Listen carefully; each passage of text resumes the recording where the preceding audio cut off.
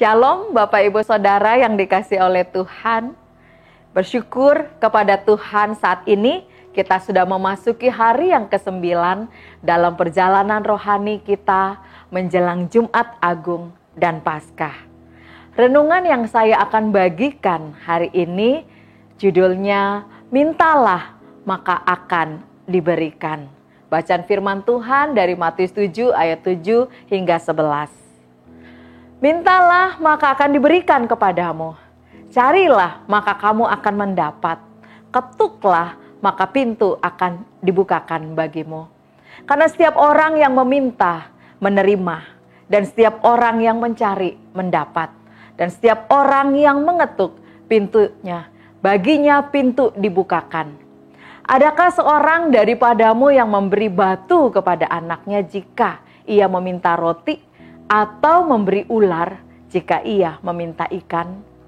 Jadi jika kamu yang jahat tahu memberi pemberian yang baik kepada anak-anakmu, apalagi Bapamu yang di sorga, ia akan memberikan yang baik kepada mereka yang meminta kepadanya.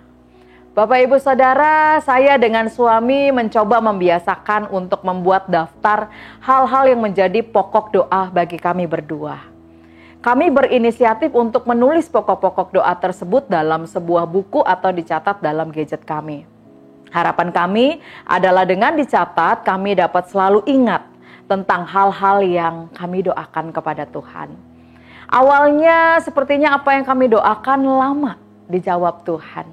Tetapi seiring berjalannya waktu, satu demi satu permohonan kami dijawab oleh Tuhan.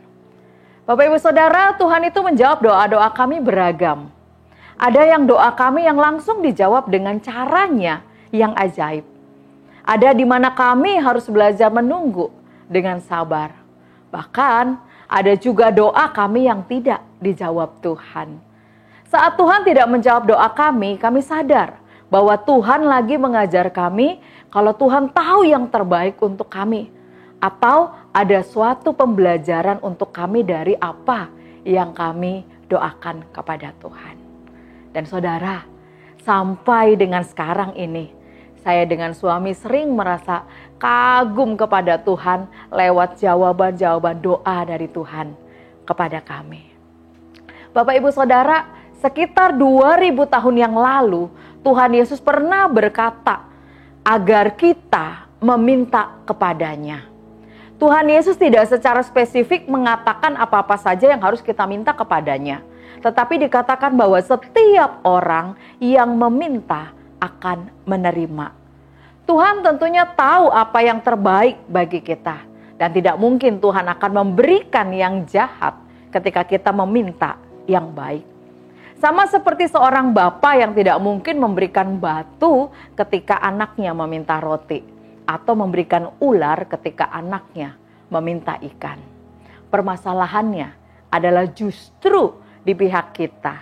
Yaitu seringkali kita meminta hal-hal yang sebenarnya tidak sesuai dengan kehendak Tuhan. Dalam berdoa seringkali justru kita meminta batu ketika Tuhan mau memberi roti kepada kita.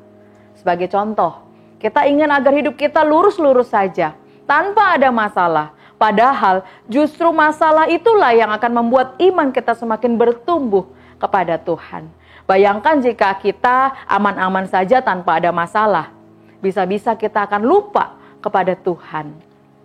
Masalah dalam hidup kita justru menjadi ujian bagi kita, agar kita bisa naik tingkat ke tingkat rohani yang lebih tinggi lagi. Kadang kita tidak mengerti apa yang Tuhan mau bagi kita. Apa yang kita minta mungkin menurut kita adalah yang terbaik bagi Tuhan. Tapi sungguhnya Tuhan memiliki rencana yang lebih baik dari rencana kita. Dalam hal ini, mana yang kita pilih? Apakah kita memilih untuk tetap meminta agar rencana kita terlaksana, atau kita memilih berserah kepada Tuhan? Pada ayat ke-11 dalam bacaan Alkitab kita hari ini mengatakan, Bapa di sorga tahu pemberian mana yang baik bagi anak-anaknya, dan pasti Bapa akan memberikan yang baik kepada mereka yang meminta kepadanya. Sekarang tinggal bergantung kepada kita. Apakah kita mau meminta dengan motivasi untuk memuliakan nama Tuhan?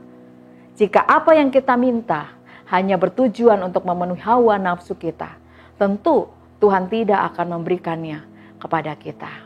Tapi jika kita meminta sesuatu yang sudah sesuai dengan kehendak Tuhan, maka saya yakin Bapak Ibu Saudara, tidak ada alasan bagi Tuhan kita untuk menunda-nunda dalam menjawab doa-doa kita. Bapak Ibu Saudara, melalui firman pada hari ini, Tuhan Yesus mengingatkan kita juga supaya kita ingat untuk selalu datang dan mencari Dia dalam doa.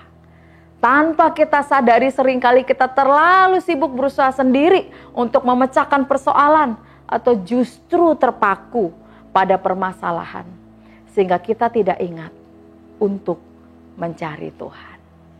Kiranya Tuhan memberkati kita semuanya lewat perenungan ini. Selamat menjalani hari yang ke-9 menjelang Jumat Agung dan Paskah. Tuhan Yesus memberkati. Amin.